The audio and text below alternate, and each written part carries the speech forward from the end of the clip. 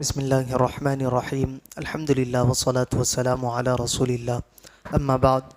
جیسا کہ پچھلے درس میں ہم نے سورۃ البقرہ کی آیت نمبر 108 کی تلاوت، ترجمہ اور تفسیر سماعت کی، جس میں اللہ تبارک و تعالیٰ نے ارشاد فرمایا تھا کہ کیا تم یہ چاہتے ہو کہ تم اپنے رسول سے ویسے ہی سوال کرو جیسے اس سے پہلے موسیٰ علیہ السلام سے کیے گئے، اور جو ایمان کے بدلے کفر اختیار کرے تو وہ سیدھے راستے سے بھٹک گیا۔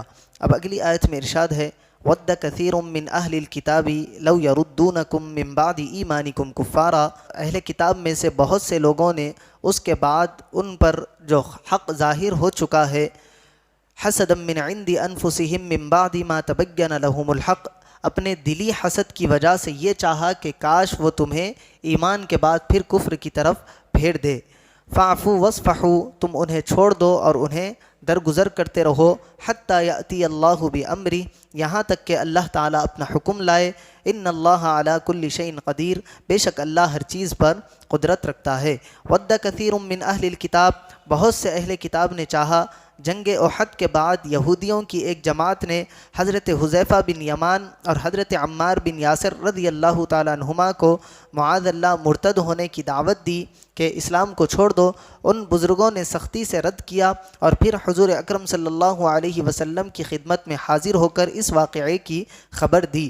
حضور اکرم صلی اللہ علیہ وسلم نے ارشاد فرمایا تم نے بہتر کام کیا اور فلاح پائی، اس پر یہ آیت نازل ہوئی۔ اب آگے ارشاد ہے حسدن، حسد کی وجہ سے اسلام کی حقانیت جاننے کے بعد یہودیوں کا مسلمان کے کفر و ارتداد کی تمنا کرنا اور یہ چاہنا کہ وہ ایمان سے محروم ہو جائے، حسد کی وجہ سے تھا۔ اس سے معلوم ہوا کہ حسد بہت بڑا عیب ہے اور اس کی وجہ سے انسان نہ صرف خود بھلائی سے رک جاتا ہے بلکہ دوسروں کو بھی بھلائی سے روکنے کی کوشش میں مصروف ہو جاتا ہے۔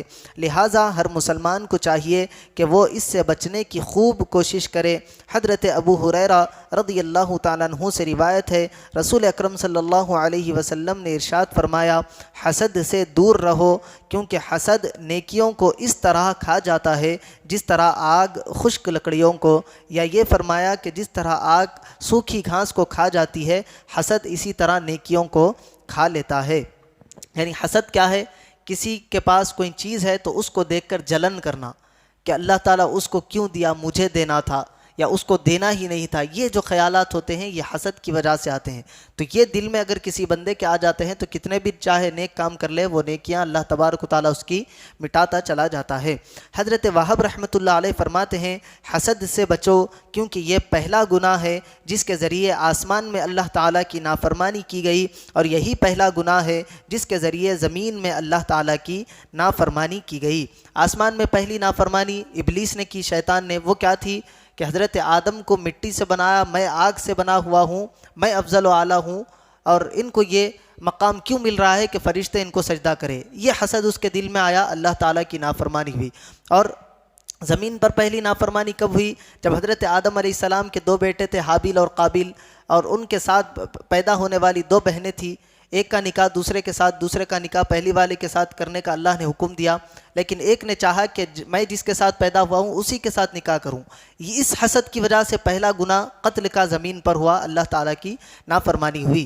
یاد رہے کہ حسد حرام ہے، البتہ اگر کوئی شخص اپنے مال و دولت یا اثر و جاہت سے گمراہی اور بے دینی پھیلاتا ہے تو اس کے فتنے سے محفوظ رہنے کے لیے اس کی نعمت کے زوال کی تمنا حسد میں داخل نہیں اور حرام بھی نہیں۔ یعنی یہاں تک فرمایا گیا کہ حسد گناہ ہے، اس سے بچنا چاہیے، لیکن اگر کوئی شخص ہے جس کے پاس مال ہے، دولت ہے یا منصب ہے، اس کی وجہ سے وہ لوگوں میں بے دینیت پھیلا رہا ہے، لوگوں کو گمراہ کر رہا ہے، تو پھر ایسے شخص کے لیے آپ تمنا کر سکتے ہیں کہ اللہ تبارک و تعالیٰ اس کا مال چھین لے یا منصب چھین لے، یہ حسد کے اندر داخل نہیں۔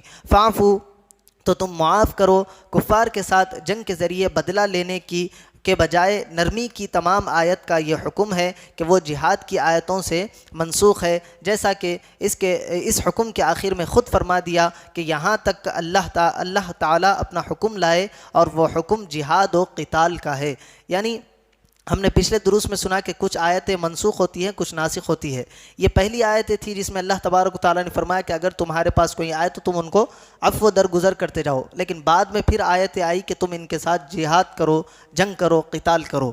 تو وہ آیت منسوخ ہوئی اور جہاد کی آیت ناسخ ہوئی۔ اگلی آیت میں ارشاد ہے وَأَقِيمُوا الصَّلَاةَ وَآتُوا الزَّكَاةَ، اور نماز قائم رکھو اور زکوٰۃ دو، وَمَا تُقَدِّمُوا لِأَنفُسِكُم مِّن خَيْرٍ، اور اپنی جانوں کے لیے جو بھلائی تم آگے بھیجو گے، تجدوہ عند اللہ، اسے اللہ کے یہاں پاؤ گے، ان اللہ بما تعملون بصیر، بے شک اللہ تمہارے سب کام دیکھ رہا ہے۔ وَأَقِيمُوا الصَّلَاةَ، اور نماز قائم کرو، یہاں مسلمانوں کو اپنی اصلاح نفس کا حکم دیا جا رہا ہے۔ اس سے معلوم ہوا کہ آدمی کسی بھی دینی یا دنیاوی اہم کام میں مصروف ہو، اسے اپنے نفس کی اصلاح سے غافل نہیں ہونا چاہیے۔ عین حالت جہاد میں بھی نماز خوف کا حکم ہے۔